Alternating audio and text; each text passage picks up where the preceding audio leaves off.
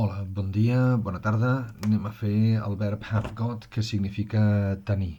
I sí, és cert que el verb have got significa tenir, però que també hi ha un altre verb, que és have, i que és pràcticament idèntic, perquè veieu, un és have got i l'altre és have, que els dos tenen un significat idèntic també, però com que es comporten d'una manera diferent, parlarem primer del have got i si de cas ja farem un altre vídeo on parlarem del have a seques i veurem com es comporten de diferent manera, d'acord? Així que el conjugarem en el present habitual. Recordem que el present habitual és aquell present que parla de les coses que són normals, corrents, habituals, els costums, com que quan tenim una cosa normalment la tenim, no és puntual, no? Sinó que la tenim, segurament farem servir el present habitual. Així que comencem amb els pronoms de subjecte, I, you, he, she, it. Fem la ratlleta aquella per indicar singular i plural i posem we, you, they. Vale, molt bé. Molt bé, doncs anem a veure. És senzill, Veurem que és super senzill. Jo tinc és I have got. I tu també. You have got. Tu tens. He, she, it el deixem per més tard. I si heu vist l'altre vídeo, un vídeo en el que es parla del present simple, segurament intuïu perquè me'l deixo per més tard. I fem el nosaltres, vosaltres i ells tenen. Nosaltres tenim és we have got. Vosaltres, perquè és plural. Vosaltres teniu és you have got. I they have got. Ells o elles o aquelles coses tenen. I sí, en aquí, com que és el present habitual, en algun lloc haurem de posar una S. I queda d'aquesta manera.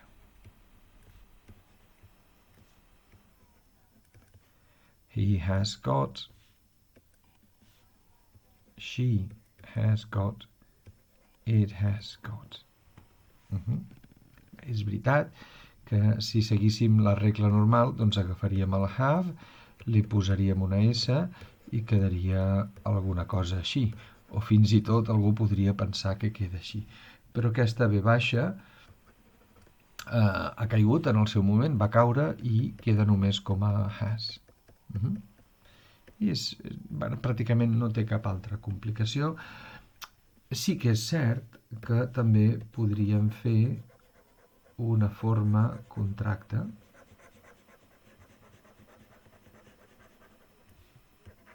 Ara veurem en què consisteix. I podríem dir I've got, you've got, he's got, she's got, it's got, we've got, you've got, they've got. També seria una altra manera, la que a vosaltres us sembli millor. Val? Jo posaré aquesta, que és la forma completa, i si voleu aquí posem exacte, que on diu have got també podem dir got, i on diu has got també podem dir Scott. Repassem i si voleu podeu repetir amb mi. I have got. You have got. He has got. She has got. It has got. I anem al plural. We have got. You have got. And they have got. Ara ho farem amb la forma contracta. També, si voleu, podeu repetir al final. I've got. I've got. You've got. He's got. She's got. It's got. We've got. you've got, they've got. Si heu pogut repetir i imitar els sons d'una manera aproximada, felicitats, ho esteu fent bé. Si no, us diria que ho tornéssiu a repetir. Ja sabeu, aneu enrere en el vídeo i torneu a repetir fins que estigueu satisfets de la vostra pronunciació, que sigui semblant o aproximadament a la que jo us he proposat. Quina diferència hi hauria entre have got i have got? Doncs una miqueta la mateixa que ja veiem venint, venim veient entre la diferència entre do not i don't. Val? I és simplement que aquesta part d'aquí, el do not separat, seria més de llenguatge formal i, per exemple, ho escriuríem, mentre que don't seria el que sentiríem en qualsevol moment al carrer. I quan diem al carrer no vull dir en ambients en què la gent doncs, sembla que no hagi anat a l'escola, sinó que en qualsevol moment, però parlat. Per tant, en llengua parlada. És a dir, un primer ministre pot dir don't tranquil·lament. El mateix amb el have got. Jo preferiria que poséssiu have got quan esteu escrivint, però quan parleu no digueu I have got. Podeu dir I've got. Fem uns quants exemples? Vinga. Si vull dir que tinc una pilota de tennis, seria I've got o I have got a tennis ball. I si en comptes de ser jo qui té la pilota de tennis és ella,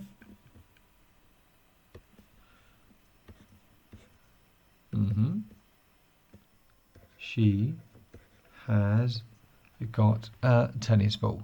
Fàcil, molt fàcil. Per dir que nosaltres tenim una pilota de tennis, seria exacte. We have got a tennis ball o we've got a tennis ball. El que més us agradi.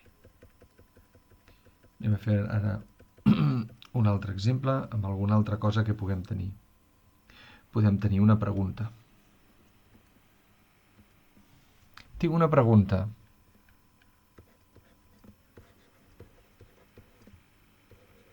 I've got a question. I have got a question. O si preferiu, I've got a question. Sí, si us heu fixat.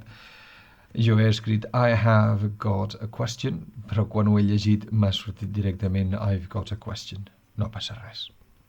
I si en comptes de ser jo qui té la pregunta és el meu company, el meu amic, doncs el meu amic, com que és ell, seria el mateix que si haguéssim dit he.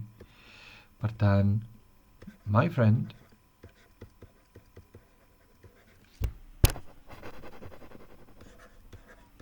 has got a question. En aquest cas, no posaríem my friend's got a question. Seria més estrany. Podríem dir potser que aquestes formes d'aquí, les formes contractes, millor quan hi hagi un pronom personal, però no quan hi hagi tot un sintagma nominal aquí, tot un nom més complex. Si en comptes de ser el meu amic, doncs són els meus amics,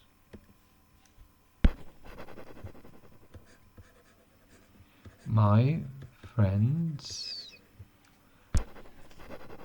Molt bé, però llavors ja no és ell ni ella, sinó que serà ells o elles. My friends have got a question. Com veieu, molt senzill. Molt senzill. És un verb facilíssim de recordar. Have got. Dificultats. Recordeu que és has got en la tercera persona del singular. Avui me'ls he deixat. Ho escriurem ara. Recordeu que aquesta és la primera perquè és la persona que parla. La segona, la persona amb qui parles. Totes aquestes són la tercera persona perquè són les persones de les que parles. I aquí també, quan hi ha molts jos, som nosaltres, quan hi ha molts tus, sou vosaltres, quan hi ha molts ells o elles, són they, ells. Per tant, my friends have got a question, they have got a question, que és el que havíem dit abans, i el que dèiem, la dificultat és el has, i si algú es pregunta, bueno, i què vol dir el got? Doncs no vol dir res. No vol dir res. En absolut, no us esforceu a traduir-lo perquè no val la pena. En el proper vídeo farem el have got en negacions i així ja completarem una miqueta aquest tema.